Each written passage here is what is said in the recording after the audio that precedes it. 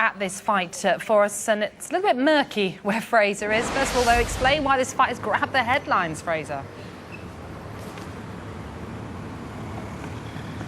Yeah, believe me, we are at the Manchester Arena, despite the fact that it's like pea soup with fog here tonight. Murky is quite a good metaphor in terms of how people are looking at this fight this evening. Let's face it, boxing is one of, if not the hardest and toughest sport in the world. It takes a lot of dedication to become a professional boxer, not only physically, but mentally as well, and Freddie Flintoff has been finding that out over the last few weeks. Now, in the traditional route, most fighters start the game when they're young lads, usually kids a lot of the time, maybe teenagers. They have a lot of amateur fights as they make their way up the ladder, and slowly but surely they find out whether they're good enough to make it in the pro ranks, and then they can apply for a pro boxing license. What we've got here now is a sporting icon in as different a sport, cricket, as you could possibly imagine. And after 4.5 months, here he is, having gained a professional licence and having got himself a professional fight tonight here at the Manchester Arena. Now, it's dividing opinion in many have gone through the amateur route. There are people who say make a mockery of the sport itself. There are a lot of other people who are saying fair enough. Freddie Flintoff is obviously a committed guy. We can see that given the shape that he's in at the moment. We've all seen in the Sky documentary that's been on as well, from the Lords to the ring, in terms of seeing what sort of commitment that he's put into this. Fair play to him. He's got the licence.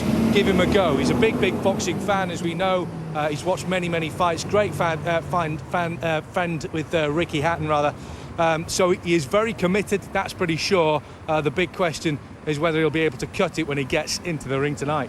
Well, Fraser, you were at yesterday's weigh-in. You've spoken to Freddie and his trainer, Shane McGuigan. So just what sort of chance does he have tonight? This is the million-dollar question. I've got to say, I've watched hundreds, literally hundreds of fights during my career as a sports reporter.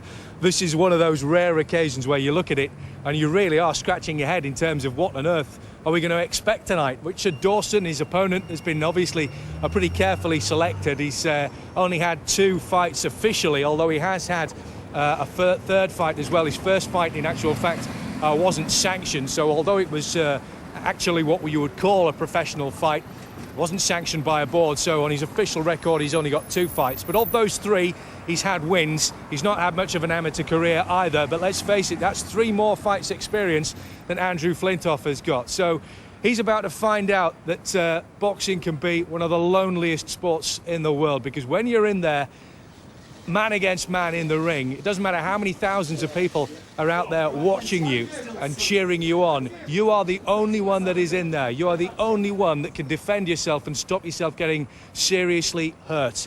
And let's face it, Andrew Flintoff was one of the biggest characters cricket has ever known. Every ounce of that character is going to be tested here in Manchester tonight in the boxing ring. Fraser Dainton, thank you very much for now.